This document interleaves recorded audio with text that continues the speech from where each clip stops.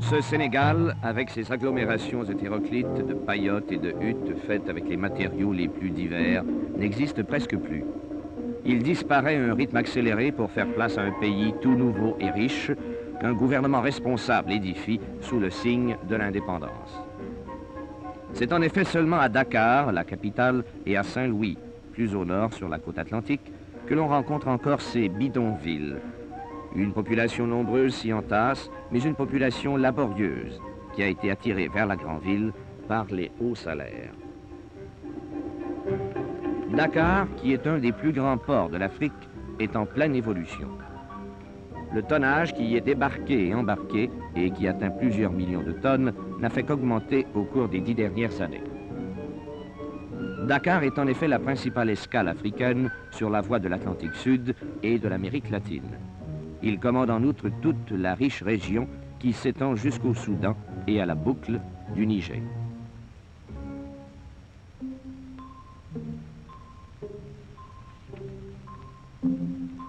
La capitale du Sénégal est au reste une des plus anciennes cités d'Afrique. Depuis des siècles, l'Europe, avec son commerce, s'y est installée.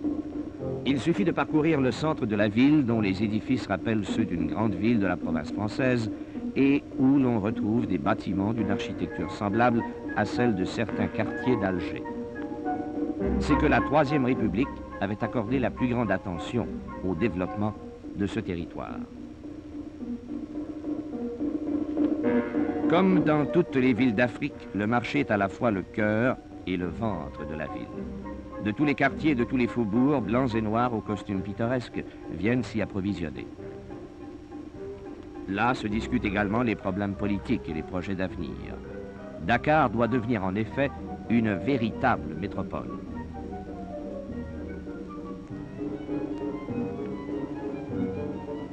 De grands immeubles ont été construits. Ils abritent les services du gouvernement, les ministères, les sièges des grandes banques et des sociétés. Et leur architecture, très moderne et parfois américanisée, surprend un peu sous la lumière éclatante de l'Afrique. Tous les plans d'urbanisme ont été établis en fonction du développement futur de la capitale sénégalaise et de l'accroissement constant de la population.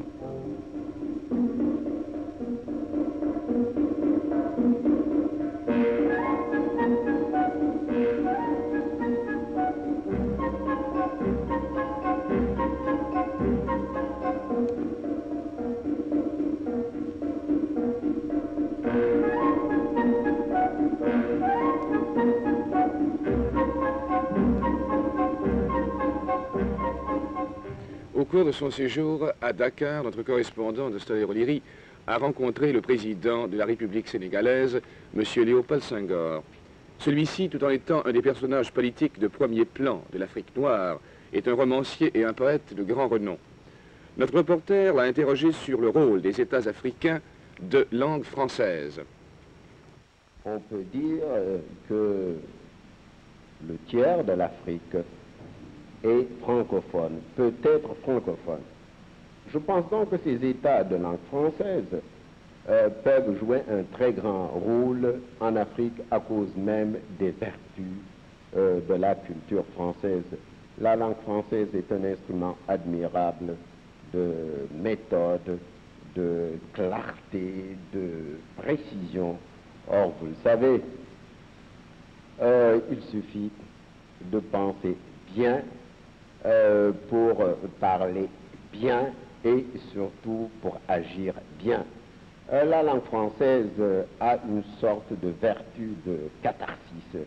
Elle nous permet de mieux voir dans nos pensées. Je pense donc que les États de langue française peuvent jouer un grand rôle dans le développement de l'Afrique. Je ne veux pas dire pour cela qu'il faille abandonner les vertus traditionnelles de l'Afrique noire, notre négritude. J'ai souvent exprimé l'idée qui m'est chère, que toutes les grandes civilisations sont des civilisations de métissage culturel, et je pense que c'est ce métissage culturel qui fera la grandeur du Canada.